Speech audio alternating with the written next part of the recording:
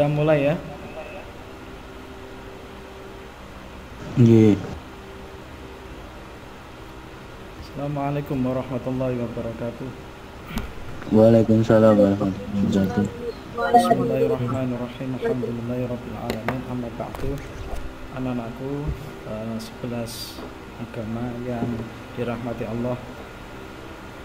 Bersyukur hari ini kita masih diberikan kesempatan oleh Allah, masih ada kesempatan, masih ada umur untuk melanjutkan aktivitas menghamba kepadanya. Oleh karena itu, sebelum kita beraktivitas lebih banyak lagi dari ini, maka kita awali aktivitas hari ini dengan membaca suratul Fatihah dan doa pembuka majelis agar apa yang kita kerjakan hari ini senantiasa diridhoi oleh Allah. Amin. Al-Fatihah.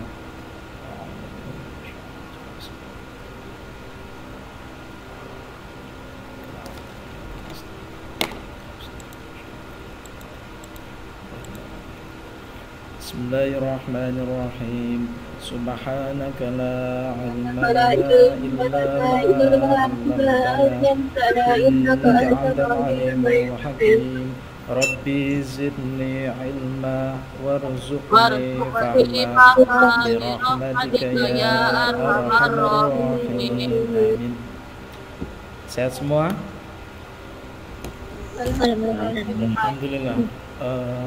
Baik anak-anak, seperti yang saya sampaikan di WA group tadi, bahwa hari ini sedianya kita akan mengupas secara bersama-sama maqamat dan ahwal dalam tasawuf, dalam konsep tasawuf. Sebelum itu saya mengingatkan kalian bahwa beberapa hal yang kemarin sudah saya sampaikan, maka silakan direspon. Yang pertama terkait dengan presensi, agar tertib presensi kalian dan tercatat baik oleh sistem, maka presensi yang ada di sini, tanggal dan seterusnya, bulan, maka silakan diselesaikan begitu ya, atau diisi ya, atau dikonfirmasi. Seperti yang pernah saya sampaikan, bahwa memang akidah akhlak di kelas kalian itu memang terdiri dari 2 materi atau submateri yang itu harus dipelajari begitu dalam satu semester ini. Maka untuk akhlak tasawuf akan kita percepat begitu ya. Syukur kalau minggu depan sudah selesai, nanti tinggal persiapan untuk tugas dan ulangan harian begitu untuk akhlak tasawuf. Setelah itu nanti memasuki atau mendekati akhir Oktober, insya Allah kalau waktunya cukup, nanti saya akan pindah ke materi ilmu kalam gitu ya, karena ilmu kalamnya masih tertunda hanya di bab 1 saja gitu. Tapi sebenarnya dari beberapa materi yang ada di ilmu kalam itu sebenarnya bisa dikemas menjadi ya mungkin cuma 1 pertemuan begitu ya, karena di situ ada beberapa aliran, banyak aliran gitu ya dalam ilmu kalam, yang itu sebenarnya kalau di akidah akhlak reguler atau non jurusan agama itu sudah dipelajari, sudah didiskusikan dalam forum kelas, baik itu PJJ atau PTM, hanya dalam beberapa waktu saja sudah selesai semua itu. Saya kira mungkin nanti untuk kelas kalian, karena kelas kalian ini ada lebih spesifik gitu ya, perbabnya untuk ilmu kalam itu banyak bab, maksudnya nanti kita coba ringkas menjadi ya yang efektif dan efisien begitu aja. Baik, saya mengingatkan yang kedua untuk tagihan yang berkenaan dengan Bebras ya. Jadi tadi saya cek ini untuk yang pembuatan akun dan mencoba tantangan Bebras itu masih 13, yang 17 belum. Jadi segera diselesaikan karena akan saya minta, saya tagih terus gitu ya. Untuk yang upload kolase Blogly itu sementara ada 3 kemarin. Jadi seperti yang saya sampaikan di video tutorial ya, silakan dicoba permainan yang ada di situ dan lab yang ada, sehingga genaplah apa yang menjadi tanggungan kalian gitu ya terkait dengan materi Bebras. Baik, saya langsung ke materi bab 3, dan ini sebenarnya ada kaitannya dengan bab 2 agak akhir gitu ya. Apa yang kita pelajari, yang akan kita pelajari di bab ini itu menganalisis konsep taubat, sabar, zuhud, qanaah, tawakal, syukur, ikhlas, dan mahabbah. Saya kira terma-terma atau istilah-istilah ini tidak asing di telinga kalian, di telinga kita gitu, dan hampir dari kita sudah hafal definisinya begitu ya. Akan tetapi ini nanti ada kaitannya dengan tasawuf itu sendiri begitu. Terus ya, tujuannya ini ya, memahami konsep makomat dan akhwal.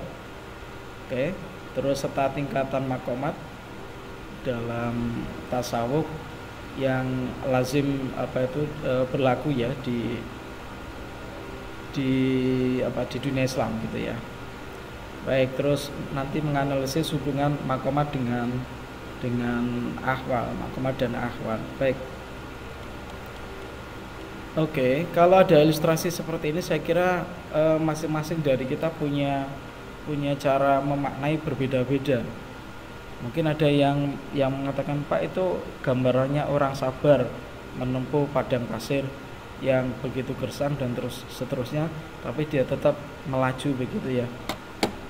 Saya kira banyak sekali lah pendapat itu. Atau mungkin Pak, ada itu kasihan itu tidak tahu arah mana utara, mana selatan, timur, barat gitu, sehingga dia melaju terus saja gitu.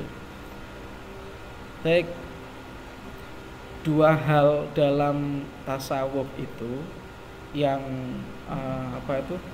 lazim untuk dibahas itu ya makomat dan ahwal. Sekarang kita coba ke makomat. Apa makomat itu? Ada yang sudah membaca atau mempelajari teks yang sudah saya berikan, PDF, berupa PDF di bab 3 ini? Sudah. Oke, saya berhenti di pengertian. Biasanya kalau kita membahas sesuatu yang mungkin masih agak-agak baru atau bahkan baru sekalipun gitu, biasanya bertanya apa sih gitu ya, atau definisi gitu. Kira-kira ada yang mau menyampaikan makomat itu seperti apa?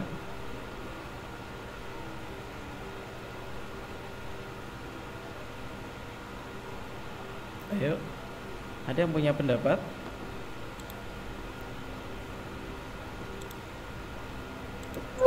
Derajat kedekatan terhadap Allah. Derajat kedekatan terhadap Allah, makom. Amil. Baik. Ada pendapat yang lain? Amil sudah menyampaikan derajat kedekatan atau tingkat kedekatan seseorang pada Robnya, pada Tuhannya. Ada pendapat yang lain? Makomat dulu, makomat sebelum ke ahwal.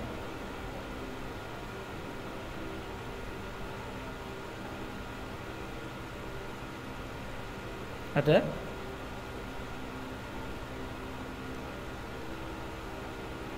Sekali lagi begini, karena memang ini tidak sementara ini ya, belum ada versi cetaknya begitu, mungkin yang bisa dipinjam di perpus, maka yang sudah saya sampaikan di classroom kalian itu silakan di-download yang berupa PDF gitu ya.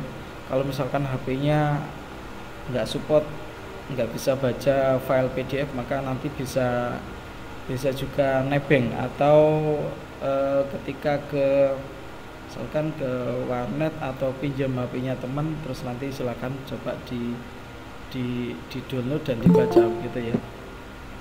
Kata kuncinya tuh hari ini tuh bukan hari ini saja sebenarnya, apapun itu ini berkaitan dengan ilmu pengetahuan ya, dengan ilmu ya, maka ya kita harus baca gitu. Kalau tidak baca itu maka ya sesuatu tidak akan bisa masuk ke dalam benak kita, dalam pikiran otak kita gitu ya. Karena memang nggak ada yang dibawa masuk dari proses membacanya itu ya. Maka memang pelajaran Iqra itu seperti yang dicontohkan oleh Malaikat Jibril kepada Rasulullah itu menjadi kunci dasar begitu ya, untuk kita bisa menuai atau mendapatkan pengetahuan yang lebih lanjut, baik pengetahuan ilmu agama atau ilmu pengetahuan lainnya begitu. Maka sekali lagi kita harus berupaya dalam diri sendiri itu membaca ya, membaca. Kalaupun membaca di sini dimaknai sementara ini membaca teks, membaca buku, membaca referensi, membaca literatur yang ada keterkaitan dengan ilmu yang kita pelajari, maka bolehlah itu dinamakan membaca. Namun kalau diartikan secara luas atau secara hakiki, maka yang namanya membaca itu ya bisa melihat, menganalisa, menelaah situasi dan kondisi yang ada di sekitar kita itu seperti apa hari ini. Itu bisa juga masuk ke ranah kita membaca ayat-ayat Allah, tanya seperti itu ya. Baik, saya sembunyikan dulu.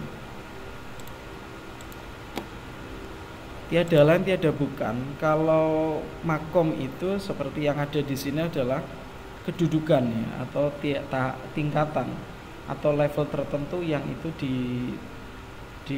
dicapai oleh seorang yang menempuh jalan tasawuf gitu, atau kalau di sini adalah seorang salik gitu ya. Ini kalau dilihat ini kan kelihatan banget ya derajat kedekatan seperti yang disampaikan Amel tadi ya, bahwa memang makomat adalah makom saja. Kalau makomat berarti ya jamak gitu ya, jamak dari makom itu. Ketika di Indonesia atau ketika di tataran prakteknya, namanya makom itu akhirnya berubah menjadi makam gitu ya. Dalam bahasa orang Jawa itu mau kemana? Ke makom para wali. Nah, kalau ada seperti itu berarti jangan dimana juga ini maksudnya mau pergi ke tingkatan tasawuf para wali, tidak seperti itu juga gitu ya. Karena memang ada penyerapan bahasa dari bahasa Arab menjadi bahasa Indonesia, dan itu menjadi sebuah definisi yang lain. Makom adalah ya makam, tempat sosok atau orang atau beliau-beliau itu dikebumikan gitu ya, jasadnya begitu. Sedangkan kalau dalam konsep tasawuf itu berbeda, bahwa makom adalah level atau tingkatan yang menunjukkan bahwa ada kedekatan, ada jarak yang tidak terpisahkan begitu ya. Artinya sangat dekat antara seorang penempuh sufi itu atau salik terhadap Allah gitu ya. Baik, untuk sampai ke sana itu mestinya kalau namanya ngomong level gitu berarti maka ada beberapa level gitu ya. Beberapa level yang itu ditempuh, harus ditempuh oleh seorang salik agar sampai kepada makom yang tertinggi, makom bahwa dia merasa sangat dekat, merasa dekat, apapun gerak-geriknya diawasi oleh Allah dan seterusnya. Kalau hal atau ahwal, jamak ya, jamak dari hal. Hal itu sesuatu, kondisi, sifat. Nah, kalau di sini ada ya, ada keadaan, ada sifat gitu, ada berpindah gitu ya. Keadaan mental, berarti mental itu sesuatu yang memang tidak bisa diukur secara fisik gitu ya. Dilihat secara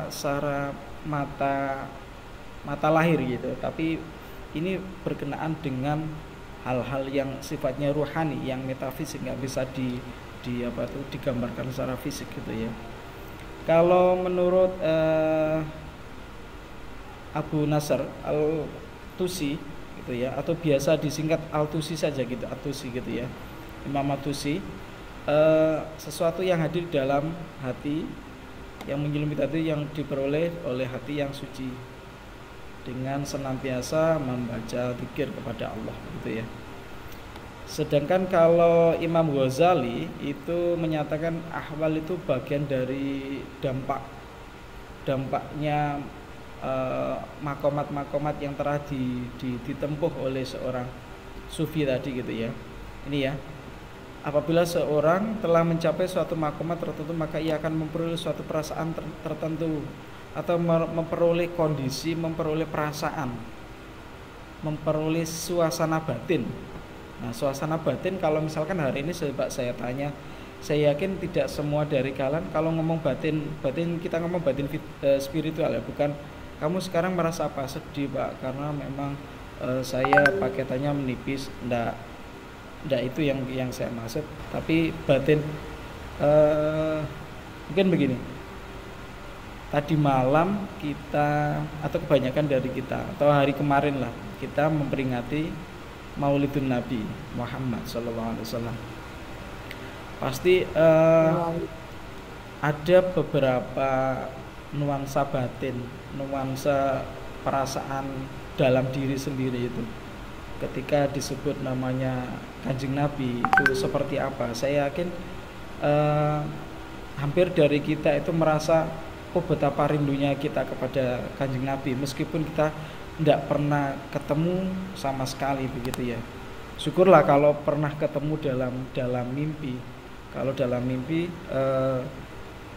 kalian ada sosok yang menyampaikan ana nabiyuka, seperti itu, ana Muhammad misalkan seperti itu, maka yakinlah bahwa itu adalah sosok Kanjeng Nabi Muhammad yang hadir dalam mimpi. Semoga kita bisa bertemu meskipun hanya dalam mimpi. Betapa indahnya begitu ya. Kita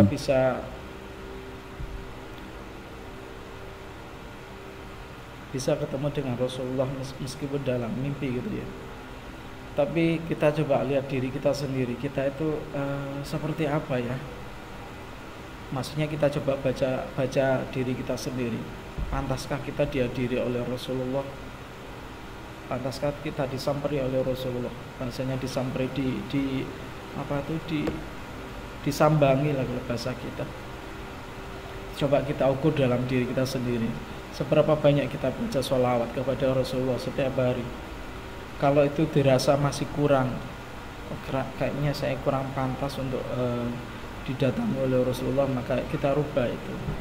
Kalau kemarin kita masih terlalu banyak mengidolakan orang-orang lain selain Rasulullah, nah sekarang saatnya yang tepat untuk kita bermuhasabah. Kita coba teliti diri sendiri, kita coba hitung diri sendiri, kita coba hisab diri sendiri, seberapa jauh kita cintanya kepada Rasulullah, seperti itu ya. Baik, ini makom seperti yang disampaikan At-Tusi, Abu Nasr At-Tusi tadi ya. Ada makom itu mulai dari taubah, warok, zuhud, fakir, sabar, tawakal, dan ridho. Oke, dari 7 ini kira-kira menurut kalian yang masih sulit untuk didefinisikan atau masih sulit untuk dimengerti itu yang apa? Taubat, warok, zuhud, fakir, sabar, tawakal, ridho. Apa? Dari ketujuh makom yang menurut Abu Nasr al-Asyirat atau Asyarat At-Tusi ini kan ada toba, waro, zuhud, fakir, sabar, tawakal, dan ridho. Manakah dari tujuh makom ini, tujuh tahapan ini yang menurut Abu Nasr itu menurut kalian definisinya atau pengertiannya itu masih gamang, masih membingungkan? Ada enggak? Atau clear semua?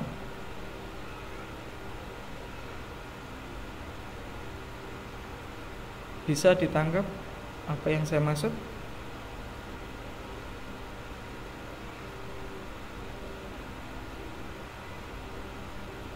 Halo, suara saya masih bisa diterima ya?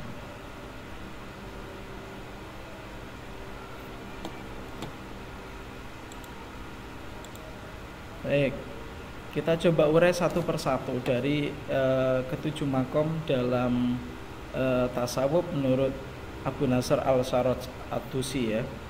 Baik, namanya tahapan berarti tidak boleh dilewati, tidak boleh dilompati begitu. Setelah taubat saya ingin nanti ke ridho, terus baru ke tawakal.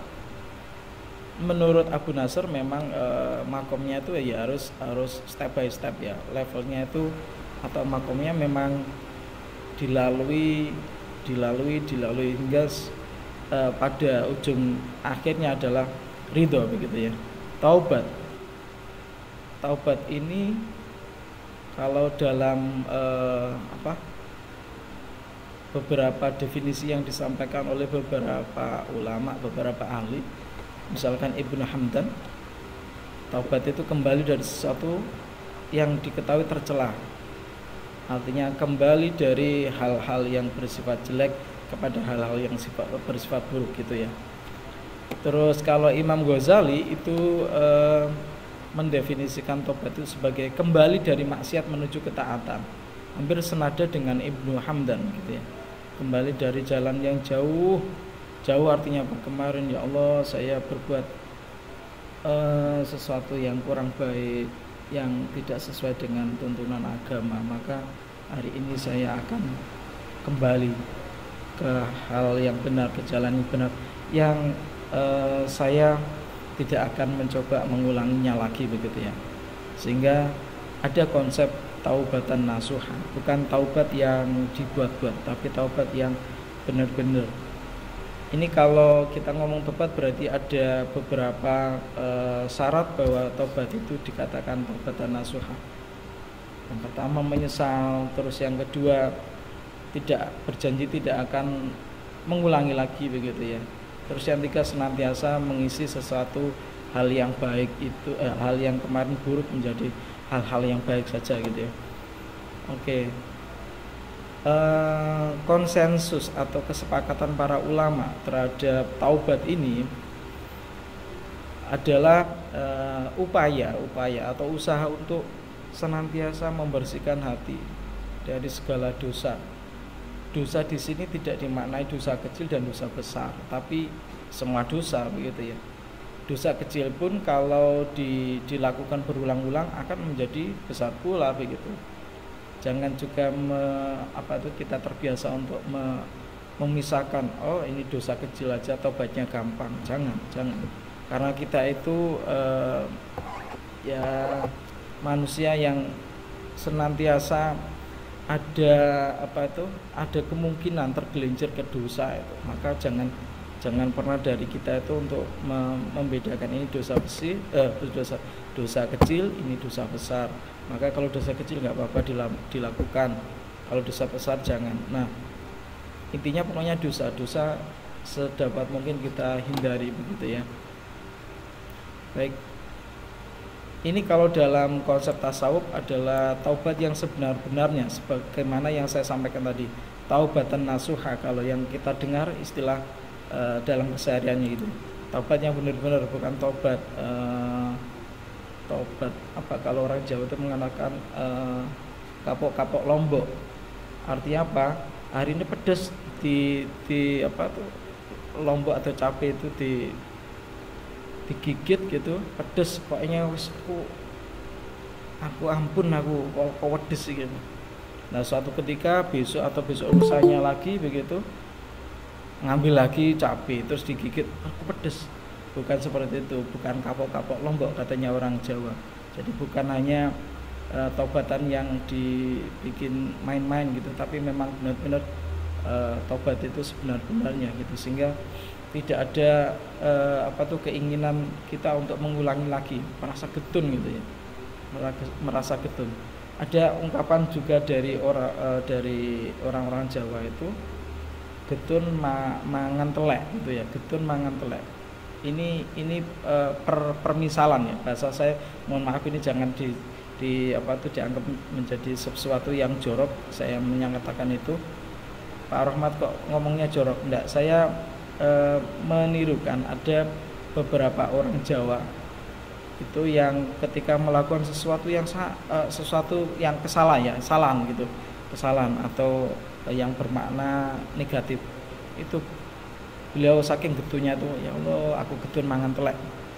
Getun mangan telek berarti getun di atasnya getun, berarti sangat merasa apa ya, getun kalau dalam bahasa Indonesia apa? Getun apa ada getun? Menyesal di atasnya menyesal. Itu kalau apa yang saya sampaikan tadi ya, getun mangan telek tadi. Telek kan sesuatu yang nggak boleh dimakan, sesuatu yang kotor, tapi kenapa kok dimakan? Berarti menyesal di atasnya menyesal gitu ya. Dan itu bagian dari tobat yang sesungguhnya yang dimaksud dalam makom yang pertama oleh Syekh Abu Nasr tadi ya. Baik. Terus zuhud itu menjauhi hal-hal yang bersifat keduniawian dan segala sesuatu yang bisa mempengaruhi atau yang bisa merusak hubungannya dia terhadap Allah. Itu kalau mungkin ada beberapa orang yang mengatakan orang itu loh zuhud, misalnya seperti itu ya. Berarti makna dari itu adalah dia berusaha melepaskan dirinya itu dari ketergantungan terhadap materi, terhadap keduniawian. Bukan berarti kalau orang zuhud itu orang yang tidak punya sama sekali. Bisa jadi seperti yang mungkin pernah saya contohkan, satu orang itu punya mobil terbaru, kelas terbaru. Satu lagi itu ada yang punya mobil mobil. Dia yang punya sepeda ontel. Akan tetapi dalam kesehariannya ternyata orang yang punya mobil terbaru itu tadi di dalam hatinya itu tak pernah terbesitkan mobil saya ini nanti kalau dicuri orang seperti apa, kalau ini tiba-tiba rusak seperti apa. Dia tidak mikir itu seperti itu. Pokoknya kalau dia butuh dipakai, kalau enggak ya sudah, hanya parkir. Yang satunya lagi yang punya sepeda ontel tadi, dia mau tidur masih khawatir, jangan-jangan sepeda saya ini satu-satunya dicuri orang. Terus sehingga mau tidur pun dia harus meletakkan sepedanya itu dekat dengan dimana dia tidur begitu ya. Pokoknya hatinya tuh masih ada ketergantungan dengan ontel itu. Maka bisa jadi yang zuhud dalam perspektif ini adalah orang yang tadi punya mobil begitu ya. Sekali lagi beberapa tokoh itu menyampaikan seperti itu. Jadi zuhud itu tidak serta-merta memang menolak hal kematian begitu, tapi memang hatinya itu dilatih ini ya. Kalau di sini dituliskan melakukan pengasingan diri, artinya apa? Pengasingan itu dalam rangka untuk memperbanyak ibadah kepada Allah, berpuasa, membaca Al-Quran, sholat dan seterusnya. Pengasingan ini jangan dimaknai juga langsung ke pucuk gunung sana misalkan begitu, terus buat rumah, terus atau buat gubuk ya, terus di situ pokoknya intinya ibadah dan seterusnya. Kira-kira tidak seperti itu. Jadi yang dimaksud di sini adalah memang setiap gerak-geriknya itu diniatkan untuk ibadah kepada Allah, sehingga menjauhi sekali apa yang dinamakan keharaman sesuatu itu, sehingga berusaha upaya mencari sesuatu yang halal-halal saja gitu ya. Baik, zuhud itu kalau Ahmad ibnu Hambal, Imam Hambal ya, ada 3 ya. Zuhudnya orang awam, yaitu ngedoi sing haram tok, mau nek haram mau. Terus ada zuhud yang khawas. Khawas itu yang khusus, yang istimewa ya. Jadi halal pun itu dihindari. Sesuatu yang halal itu dihindari. Dalam rangka kok nggak mau menerima yang halal? Enggak, bukan berarti seperti itu. Diambil secukupnya saja, tapi hatinya itu tidak sampai ada keterkaitan, ada bergantung begitu. Terus zuhudnya orang arif, apalagi ditambahi biasanya kan ada yang dilabeli atau diberikan embel-embel di belakangnya. Kok embel-embel? Mohon maaf, jelek. Yang diberikan titel di belakangnya itu ada arif billah begitu ya. Seorang ulama yang arif billah itu sudah meninggalkan apa saja yang itu bisa menjadi hubungan dia dengan Allah itu terganggu, maka dia tinggalkan. Nah, warok, zuhud dengan warok. Selanjutnya adalah setelah meninggalkan hal-hal keduniawian tadi, warok. Warok itu berusaha berhati-hati banget terhadap sesuatu yang belum jelas. Kalau di sini adalah bahasa syubhat, masih remang-remang gitu ya. Menjauhkan diri dari syubhat dan dari yang tidak membawa kebaikan dalam perspektif agama, walaupun halal. Nah ini halal aja ditolak karena memang dia zuhud, apalagi syubhat, sesuatu yang masih remang-remang, apalagi yang haram. Maka warok atau wirai ya, kalau mungkin dalam bahasa kitab klasik itu wirai gitu ya, wira atau warok, duduk warok ponorogo gitu ya, jangan sampai salah ya. Ini maksudnya adalah wirai gitu ya, wirai berarti menjauhkan diri, menghati-hatikan diri sendiri terhadap sesuatu yang memang belum jelas gitu ya. Warok, ada warok anggota lahir dan warok anggota batin. Ini ya, tidak menggerakkan anggota badan melainkan kepada yang diridhoi Allah. Itu warok secara lahir, warok secara fisik. Nah, sedangkan secara batin itu tidak memasukkan kepada ingatan dan kenangan kecuali hanya kepada Allah. Itu tadi berarti di atasnya zuhud gitu ya. Zuhud tadi sudah artinya tidak terikat terhadap hal keduniawian gitu. Maka warok itu ingat aja enggak gitu ya, sesuatu yang memang tidak ada hubungannya dengan Allah, kecuali kalau hanya untuk Allah, maka dia akan ingat terus gitu ya. Asyarat atau Ibnu Nasr Asyarat Al-Tusi tadi ya, memelihara diri dari syubhat, terus memelihara diri dari halal, berarti waro'i subhat, waro'i halal gitu ya. Terus dan kepada sesuatu yang membawa lupa kepada Allah. Oke, fakir ini kalau dalam bahasa keseharian mungkin ya, fakir miskin begitu ya, fakir dan miskin bisa jadi seperti itu. Tapi kalau dalam kajian tasawuf itu maknanya agak sedikit berbeda ya. Fakir ini adalah perlunya dengan siapa? Perlunya dengan ini ya. Kalau Ibnu Qudamah, fakir itu orang yang berhajat atau butuh kepada sesuatu. Nah, menurut Imam Ghazali, fakir itu senantiasa butuhnya itu kepada siapa? Kepada Allah. Ini kata kuncinya ya. Memang di awalnya sama-sama dengan butuh, senantiasa butuh, selalu meminta, selalu berharap sesuatu. Kepadanya siapa? Kepada Allah. Ini kata kuncinya gitu ya. Fakir bukan orang yang fakir dan miskin, orang yang punya apa itu seperti definisi di fikih ya, bukan ya. Fakir di sini adalah orang yang senantiasa butuh kepada Allah. Ketika tidak ditolong oleh Allah, bagaimana rasanya di dirinya itu, dia tidak bisa melakukan segala hal dan seterusnya gitu ya. Baik. 5. Sabar. Sabar saya kira dari kita semuanya tidak asing begitu ya. Kalau ada bla kita senantiasa ya sabar saja, ini ujian, sabar dan seterusnya gitu ya. Ada sabar. Sabar itu kalau menurut Imam Ghazali itu ada 3 tingkatan gitu ya.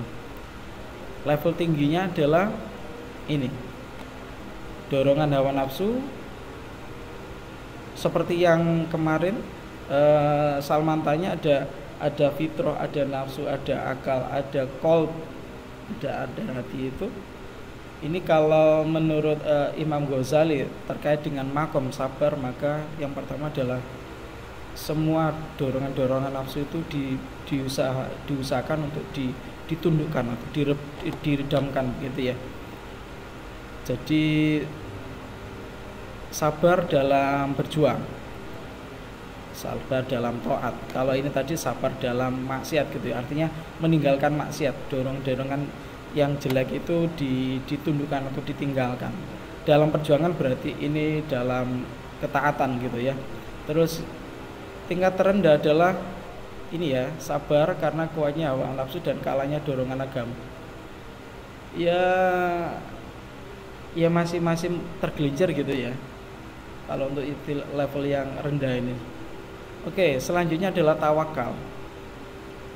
Tawakal adalah, kalau definisi sehari-hari adalah berserah diri kepada Allah setelah berusaha begitu ya. Namun di sini yang dimaksud tawakal dalam konsep tasawuf itu adalah keteguhan hati ya, dalam menyerahkan apa yang dihadapinya itu kepada orang lain, kepada pihak lain. Pihak lainnya di sini tiada lain tiada bukan adalah ini ya, keyakinannya yang kuat sepenuhnya kepada Allah, bahwa segala sesuatunya itu Allah yang berkehendak, Allah yang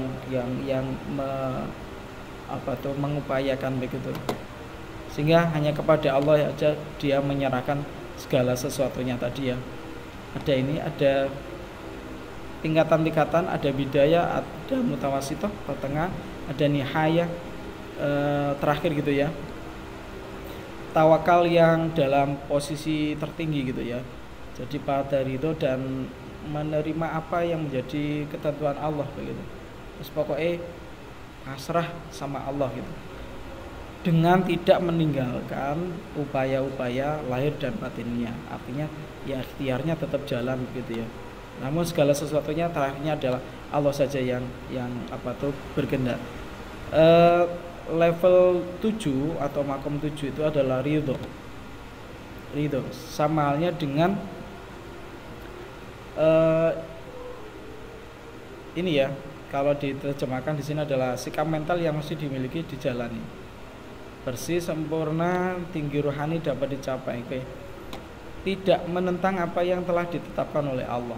Ridho, pokoknya apapun kata Allah pasti baik. Meskipun dalam perspektif manusia, dalam kebanyakan orang berpikir atau menilai itu, kok seperti itu ya Allah ya, seperti itu. Tapi ini bagi seorang salik atau seorang penempuh tahapan-tahapan sufi, maka ridho itu menjadi bagian yang apapun kata Allah pasti terbaik. Meskipun dinilai oleh orang lain, oleh manusia itu kita berada dalam hal yang tidak enak sama sekali begitu ya.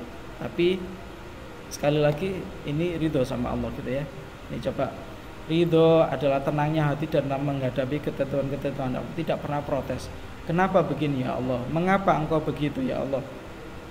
Saya begini, sudah begini, tapi kenapa engkau beginikan ya Allah? Tidak seperti orang-orang yang itu ya Allah, yang itu orangnya bermaksiat dan seterusnya, tapi kok diberikan kesuksesan dan seterusnya. Sedangkan saya ya Allah, tidak seperti itu. Tapi kalau hari ini mungkin kita masih kadang itu ya menilai Allah kok begini ya begitu. Sedangkan mestinya saya yang sudah taat, ya saya yang sudah baik ini mestinya dapat hal-hal yang baik, tapi kenapa kok dapat ketidakberuntungan saja gitu. Sedangkan teman-teman saya yang lain atau orang-orang lain itu kayaknya orang-orang biasa-biasa saja, amalannya biasa-biasa saja, tapi dia mendapat keberuntungan terus gitu dan seterusnya. Ya itu bagian dari latihan kita untuk mencoba merubah cara pandang bahwa yang diberikan oleh Allah kepada kita itu yang terbaik. Hanya kita saja yang belum mampu untuk bisa mengartikan itu ya.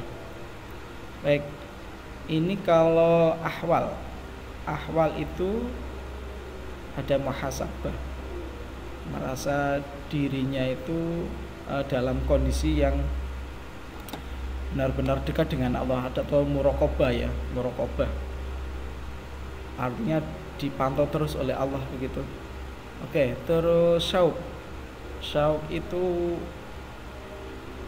kerinduan atau kalau bahasa kalian adalah gelora ya, di sini gelora ya, ditulis gelora cintanya kepada Allah itu yang luar biasa.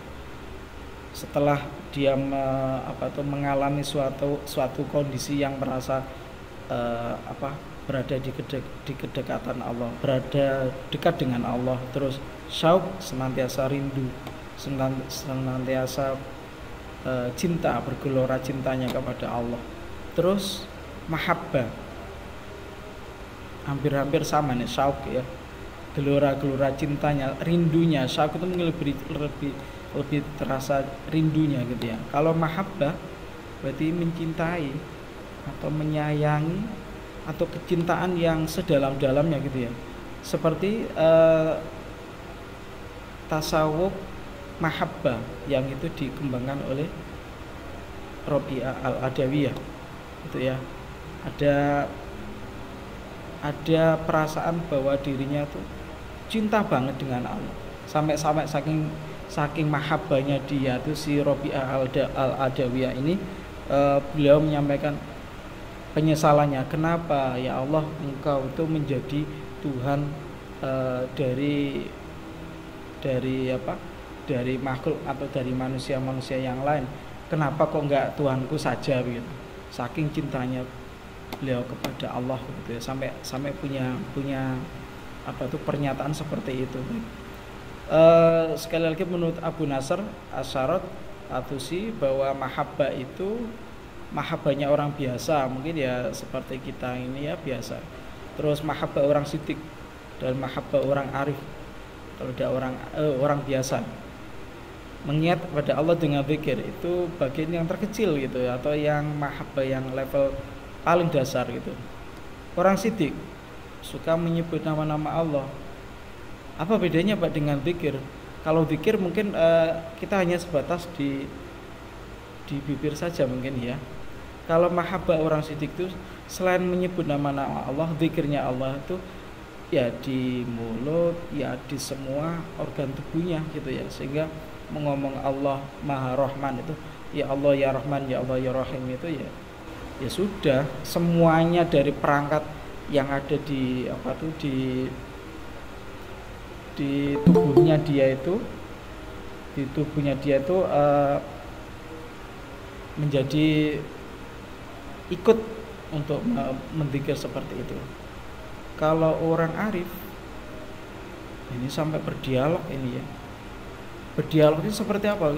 Ngomong ya enggak jangan diartikan seperti itu. Intinya pokoknya dia sudah punya ahwal, punya suatu kondisi bahwa senang dia itu berkomunikasi dengan Allah, dengan zikir, dengan sholatnya, dengan baca Qur'annya. Sehingga kalau ada beberapa qori atau beberapa imam yang ketika mengimami sholat terus baca Quran sambil menangis-nangis dan seterusnya, itu bukan berarti action saja. Jangan dengan itu action itu Pak, enggak action, karena memang beliau paham apa yang dibaca itu maknanya dan seterusnya, sehingga dia dalam konteks dalam suasana sedang berdialog dengan Allah gitu ya. Kalau kita kan hari ini kan ya maca Quran wae ayat yang itu menyebutkan tentang betapa sengsaranya nanti manusia di neraka itu, manusia di alam akhirat itu karena memang perbuatan-perbuatan yang tidak baik di dunia. Tapi hati kita ya santai saja. Oh memang ya nggak paham. Nah, oleh karena itu harus kita pahamkan sekali lagi kalau baca Quran ya bitartil ya, jangan terlalu dikedepankan. Pokoknya saya pingin kejar tayang Pak, kejar target 1 minggu sudah hatam. Ya nggak apa-apa juga sih, baik, tapi mungkin alangkah lebih baiknya ketika kita baca itu juga sambil seakan-akan kita sedang berdialog, sedang ngobrol dengan Allah gitu. Khauf itu merasa takut gitu ya, merasa takut jangan-jangan amal saya ini tidak diterima gitu. Dengan takut kepada Allah, jangan-jangan dosa saya ini terlalu tinggi begitu sehingga saya tidak dekat dengan Allah begitu ya. Takut akan siksaannya. Bagaimana nanti kalau saya di neraka? Dan seterusnya gitu, khauf. Oke. Setelah khauf itu roja. Seperti kalau di aliran ilmu kalam itu ada yang dinamakan aliran murji'ah, yang artinya punya pengharapan gitu ya, masih berpengharap. Setelah takut maka dia punya pengharapan bagaimana nanti diampuni, disayangi oleh Allah gitu ya. Baik. Saya kira untuk ini ya, kata kunci ini sudah sudah selesai. Untuk kata kunci mana ini? Ini ya. Jadi kalau nanti coba membedakan makomah dengan ahwal, itu seperti yang saya sampaikan di awal tadi, makom itu memang level-level tertentu dalam tingkatan tasawuf dan harus dilalui step by stepnya. Terus ahwal itu kondisi yang menjadi dampak dari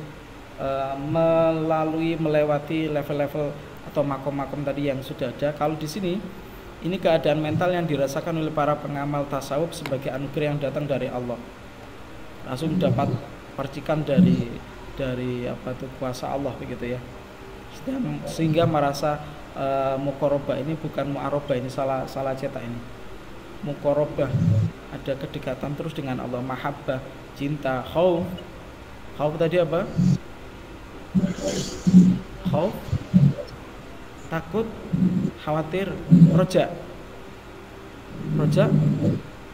berharap, ya senantiasa berharap untuk diampuni, untuk disayangi oleh Allah. Kira-kira itu, tinggal 3 menit. Ada yang mau direspon dari ini semua? Jadi nanti kalau apa yang saya sampaikan tadi mungkin masih mengambang dan seterusnya, bisa nanti kita diskusi lebih lanjut. Baik. Ada yang mau disampaikan? Kita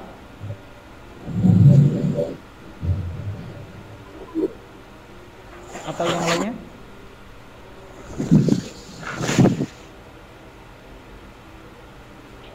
Mengenai KPM 5 Pak, Ya. ikut boten angsal dari sekolah.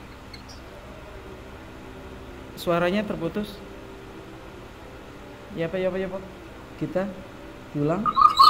Mengenai UKBM 5 itu tidak dapat dari sekolah. Oh, Amel ini tak kira kita. UKBM 5 itu tidak dapat dari sekolah. Memang Sekolah. sebentar, saya coba cek nanti. Barangkali mungkin ada yang terlampaui mungkin ya. UKBM oke. Tasawuf ya. Sampean dapatnya cuma sampai 4 saja. Pak. Oke. Ilmu kalam mana. Akhlak tasawuf, keagamaan. Oke. 5 ya, betul 5. Oke, kalau tidak ada nanti untuk yang ABM 5-nya akan saya sampaikan di di Classroom saja, nanti silakan di-download atau kalaupun apa itu lebih efektif dan efisien, mungkin barangkali bisa langsung dijawab dijawab di bagian ini gitu ya. Jadi tidak harus untuk dicetak atau ditulis di kertas begitu ya. Ini bentuknya Word. Nanti kalau kalian tentang kisah-kisah orang soleh. Di sini ada Abu Dhar, Uwais, Umar bin Abdul Aziz, Ibrahim bin Adham. Ya Allah, orang-orang hebat semua ini. Jadi bisa menginspirasi. Ada orang yang kaya raya, ada orang yang patuhnya luar biasa kepada ibu, ada pemimpin yang luar biasa adilnya gitu ya. Termasuk juga orang yang dermawan gitu. Kalau untuk UKBM 4 itu adab seorang anak mungkin ya. Saya nggak salah. Sebentar. Akhlak tasawuf, adab anak dalam Islam. Baik. Ini adabnya menurut para sufi yang bergaul dengan orang tua seperti apa, dengan guru seperti apa, dengan sahabat seperti apa. Ini lompat-lompat berarti ya. Kita ada di bab 3 ya untuk hari ini. Sebenarnya kalau untuk bab 4 itu saya kira itu termasuk materi akidah atau materi akhlak yang sebelumnya mungkin sudah pernah kalian pelajari. Jadi hari ini itu kalau saya melihat ada seorang siswa yang akhlaknya terhadap gurunya itu belum ada atau belum baik, itu hati saya, ya Allah, ya apa dia itu gak pernah belajar ya tentang bagaimana adabnya dengan guru itu seperti apa. Hari ini orang yang beradab itu sangat beradab, yang berakhlak baik itu sangat jarang gitu. Jadi sangat sangat renyuh kalau melihat hari ini itu. Pinter secara keilmuannya pinter, tapi dengan akhlak itu tidak terlalu ngopeni atau tidak terlalu memelihara begitu, sehingga ya seperti itu akhirnya yang terjadi gitu ya. Baik, untuk hal yang lain yang mungkin perlu ditanyakan, ada sekali lagi begini ya, saya menyampaikan bahwa jangan berhenti pada satu guru saja begitu ya. Carilah guru-guru yang terbaik, yang lebih baik lagi begitu. Saya di sini itu sebatas untuk mendampingi kalian aja. Kalau misalkan dipandang sebagai guru yang benar-benar begitu, kalau saya pribadi kok merasa masih belum pantas, karena memang sayanya sendiri aja ya mungkin tidak lebih baik dari kalian begitu. Bahkan mungkin yang lebih baik adalah, yang pantas saya sebut guru adalah kalian begitu. Karena memang bisa jadi di mata Allah itu kalian lebih baik daripada saya gitu ya. Jadi sekali lagi untuk mengakhiri dari meeting kita kali ini atau PJJ kita kali ini, carilah guru-guru yang punya sanad keilmuan yang jelas, yang secara akhlak itu sudah teruji gitu ya, sudah diakui oleh masyarakat umum gitu ya. Kalaupun kalian ada yang mengkaji atau mengaji lewat YouTube, maka ya berhati-hatilah untuk melihat channel YouTube-nya itu channelnya siapa dan seterusnya gitu ya. Kalau memang sekiranya jelas dan memang banyak informasi tentang channel itu atau tentang beliau yang menyampaikan tausiah atau menyampaikan dakwah melalui media sosial atau media maya seperti itu, maka silakan saja kalau memang jelas. Kalau remang-remang mending nggak usah, daripada nanti menjadi sesuatu yang tidak baik untuk kita ke depannya. Ada yang mau disampaikan? Kalau enggak bisa kita akhiri. Ada? Enggak ya? Oke. Semoga apa yang saya sampaikan ini sedikit ini bisa menjadi bahan renungan untuk kita bersama. Selebihnya kalau ada yang salah terhadap yang saya sampaikan, semoga saya diampuni oleh Allah, diampuni oleh Rasulullah, dan saya mohon maaf kepada kalian. Yang baik semata-mata Allah yang menghendaki gitu ya. Kita tutup dengan hamdalah dan kafaratul majelis bersama-sama. Alhamdulillahirabbil alamin. Subhanakallahumma wa bihamdika asyhadu an la ilaha illa anta astaghfiruka wa atubu ilaik. Terima kasih. Anak-anakku tetap semangat menjadi pribadi yang lebih baik lagi. Amin. Assalamualaikum warahmatullahi wabarakatuh. Waalaikumsalam warahmatullahi wabarakatuh.